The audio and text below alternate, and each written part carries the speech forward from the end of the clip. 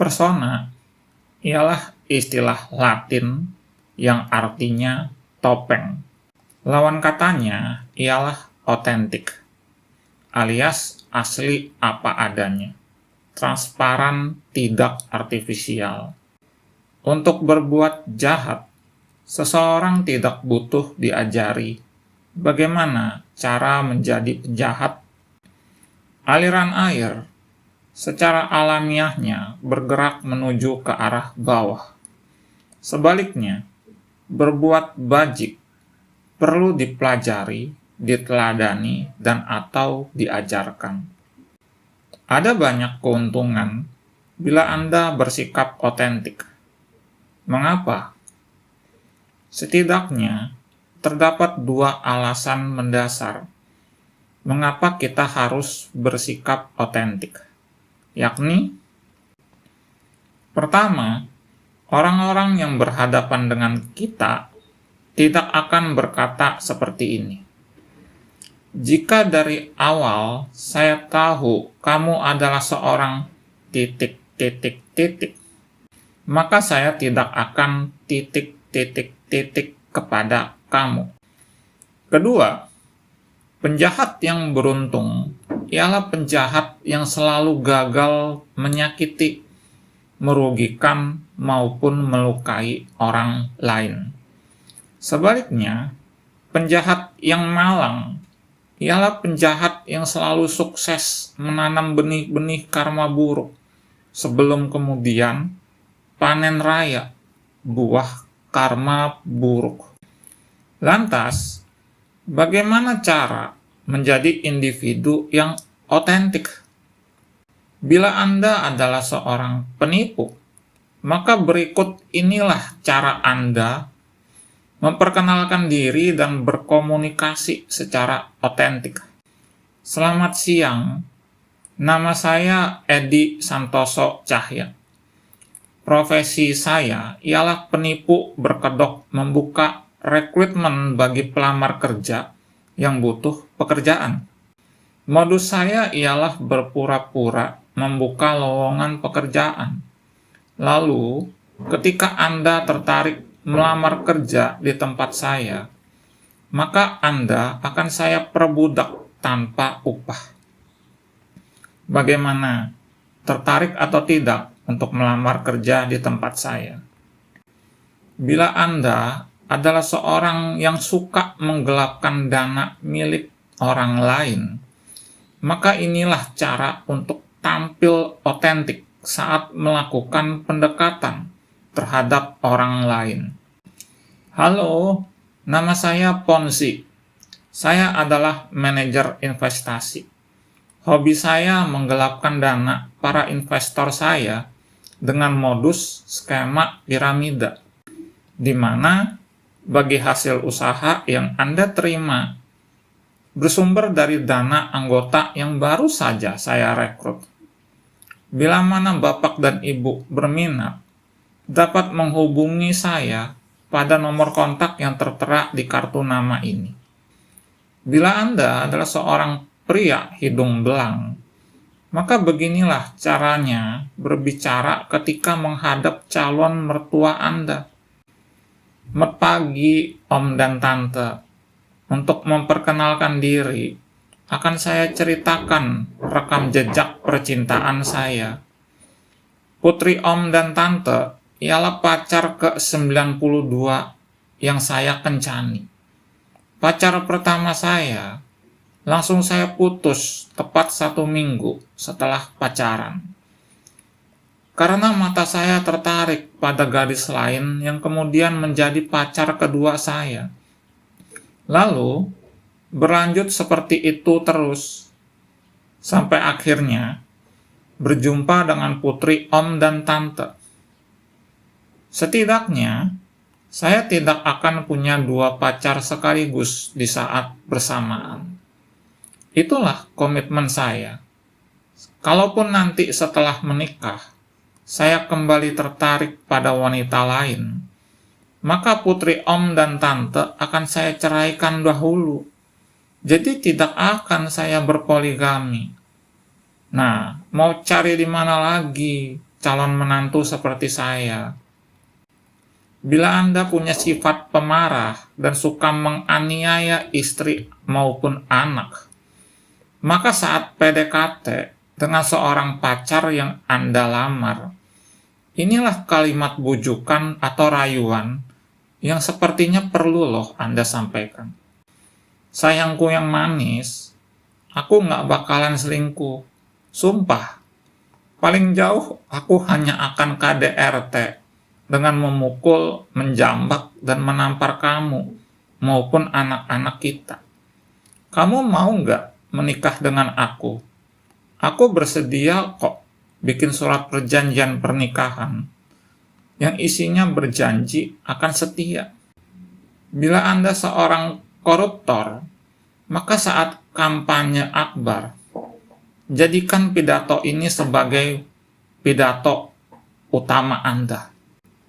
Wahai rakyatku yang sebodoh keledai, nanti saat saya menjabat, bila terpilih dalam pemilihan umum besok ini, maka akan saya korupsi anggaran pendapatan dan belanja negara maupun daerah untuk membeli sembako yang akan saya bagikan kepada bapak dan ibu dalam pasar murah.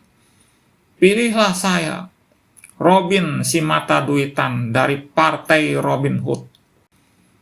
Bila Anda adalah seorang murid atau siswa yang sedang menjalani ujian tertulis akhir semester, berikut ini perlu Anda tulis pada lembar jawaban ujian Anda di sekolah, agar dapat dibaca oleh guru Anda.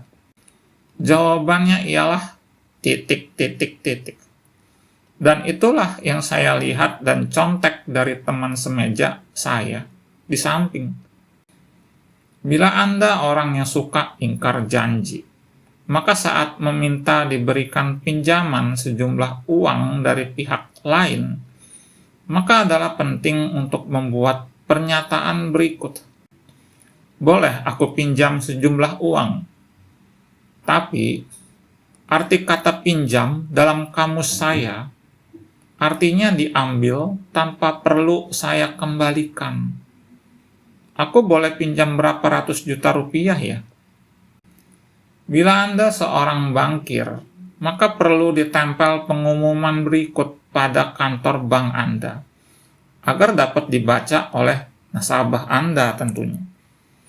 Wahai masyarakat miskin, menabunglah di sini, agar bank kami dapat memberikan pinjaman kepada investor, di mana nanti sang investor akan membuka usaha dengan modal dari nasabah penabung, sehingga orang-orang miskin seperti Anda dapat bekerja pada lapangan pekerjaan yang dibuka oleh sang investor. Bila Anda adalah penjual di pasar, maka inilah cara mempromosikan produk Anda kepada para pengunjung pasar. Jika perlu, pakai speaker pengeras suara. Ayo, silakan dibeli. Ayam ini warnanya kuning, tidak pucat karena pakai pewarna tekstil.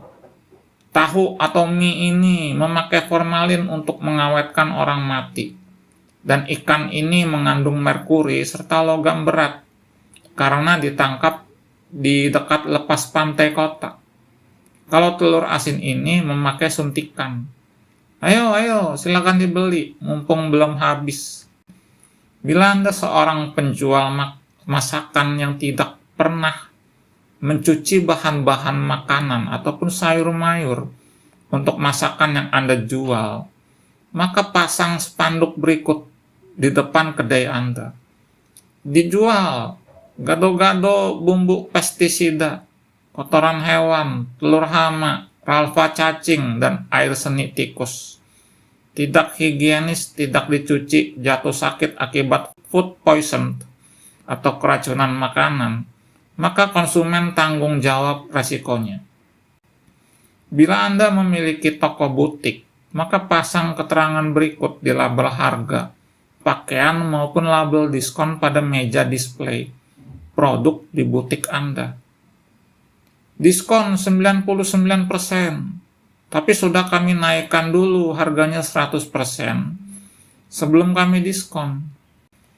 Bila Anda seorang produsen, maka cantumkan ini dalam kemasan produk Anda ya. Nutrition facts. Ini produk sampah. Dengan membeli produk kami ini, artinya Anda telah memasukkan sampah ke dalam perut Anda. Tidak ada kandungan buah asli dalam produk ini. Semuanya terbuat dari kimia. Bahkan keluarga kami sendiri, kami larang mengonsumsi perusak ginjal yang ada di dalam produk ini. Di sini, ada perbedaan perspektif yang saling bertolak belakang antara agama suci dan agama dosa.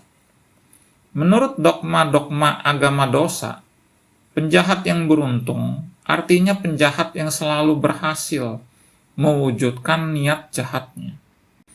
Sebaliknya, menurut pandangan agama suci, penjahat yang beruntung artinya penjahat yang selalu gagal mewujudkan niat jahatnya. Dan penjahat yang paling sial adalah mereka yang selalu berhasil mewujudkan niat jahatnya.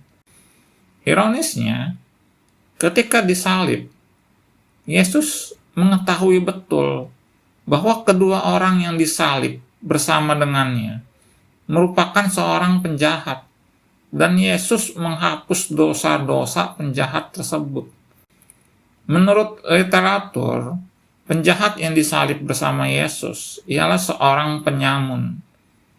Kabar gembira bagi sang penyamun sama artinya kabar buruk dan duka bagi karangan korban dari sang penyamun.